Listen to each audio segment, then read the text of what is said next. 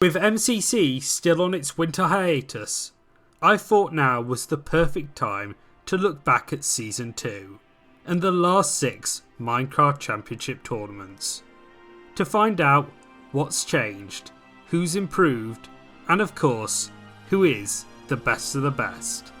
This is the top 10 MCC players of Season 2.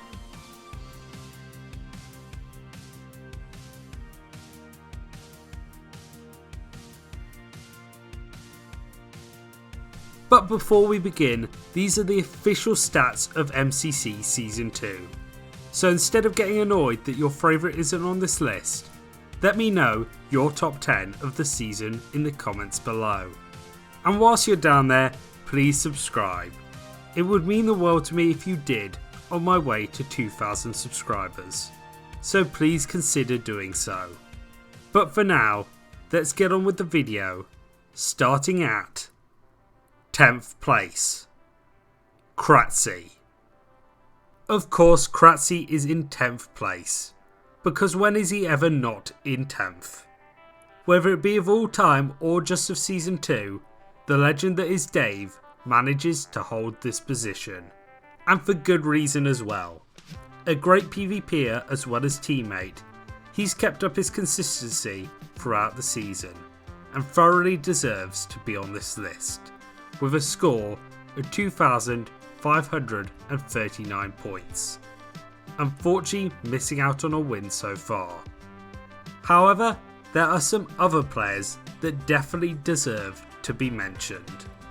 Because just 100 points behind Kratzy, we find Antfrost, Rambo, Vicstar and Tapel, who are all within 15 points of each other, which is just crazily competitive.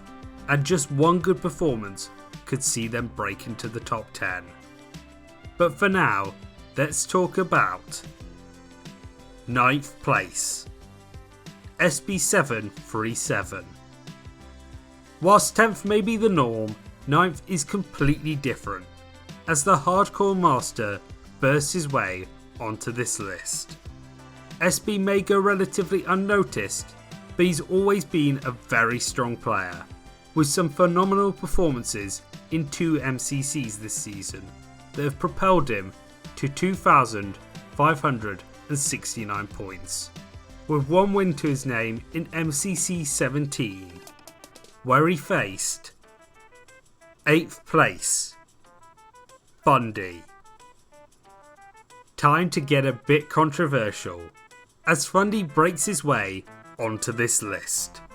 Despite being banned, or maybe he wasn't, it's not very clear, Fundy has had an excellent Season 2, managing to come in the top 10 in every event bar one that he's taken part in, and that's despite being called up very last second and being very drunk in his last event. Oh, and that one event he missed out on top 10 for, he came 11th, so not bad going for our resident furry. That being said, he's unfortunately missed out on winning any tournament so far, but has a brilliant average score of 2,658 points, which isn't too far away from 7th place, Dream. I can hear your gasps through the screen as we come to our 7th place player, which is shockingly Dream.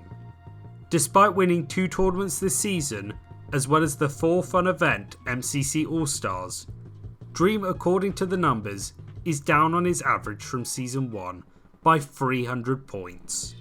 Perhaps the competition is just getting that little bit harder.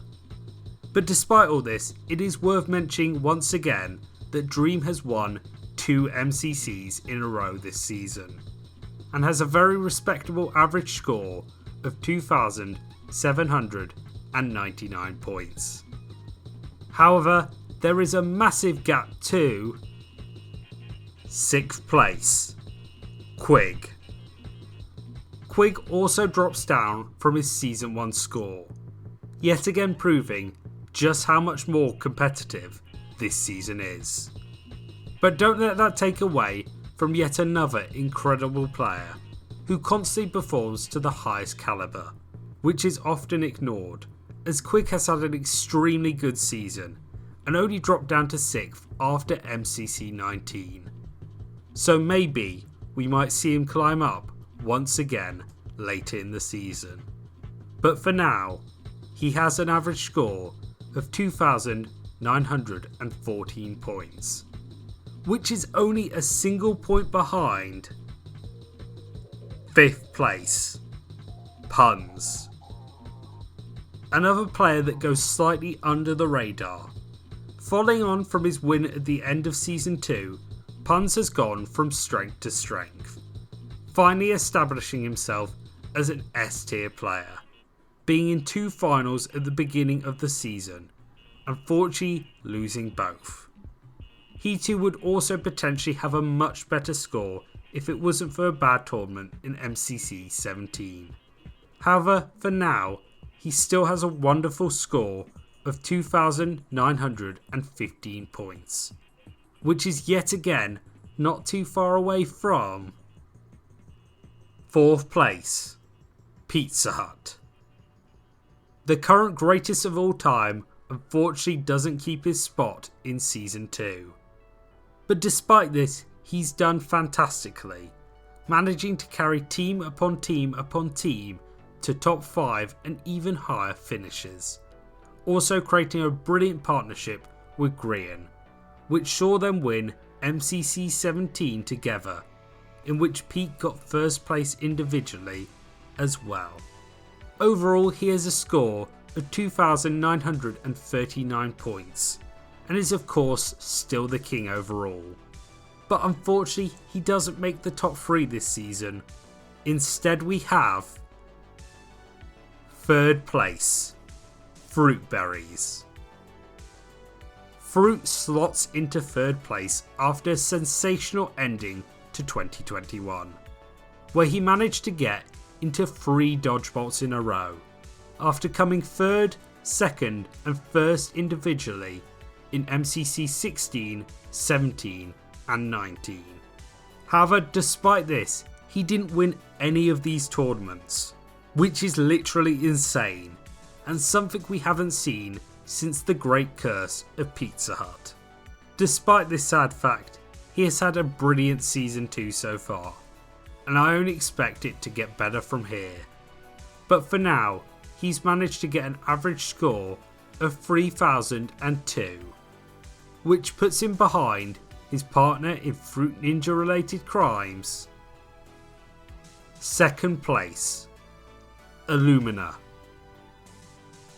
The other half of Fruit Ninja just misses out on 1st place after an extremely successful campaign in Season 2, which saw him get into 2 finals in a row, similarly to Fruit, being MCC 17 and 18, which yet again saw him lose both. I don't know, maybe these two genuinely have a curse upon them. However, Fruit did of course win MCC Pride last year with a record-breaking performance, but as this sadly doesn't count, his average score for Season 2 is currently at 3,201 points, which unfortunately means he finds himself just behind 1st place, Sapnap. If you could go back to the start of Season 2 and my first Minecraft Championship video, I talked about how Sapnap was often overlooked by the community and how in fact he could be better than Dream in MCC. What I couldn't predict, however, was just how good Sapnap would be. I mean seriously, he's been insane, managing to win 3 times, which is half of the total tournaments for Season 2 so far. And that's not even including his win in MCC All-Stars. The man has been unstoppable and has only finished outside the top 5 individually once. I mean, I could say fact after fact about just how dominant he's been. But of course, the most important fact is his average score, which is a massive 3,291 points. And this isn't the end of Season 2, so we could see Sapnap go on to become the most dominant MCC player ever. Or it might be someone else. We'll only find out when Season 2 begins once again. But for now, if you enjoyed the video, please like and subscribe. It means so much to me, and I'd love for you to be a part of this channel as we make our way to 2,000 subscribers. Also, check out these other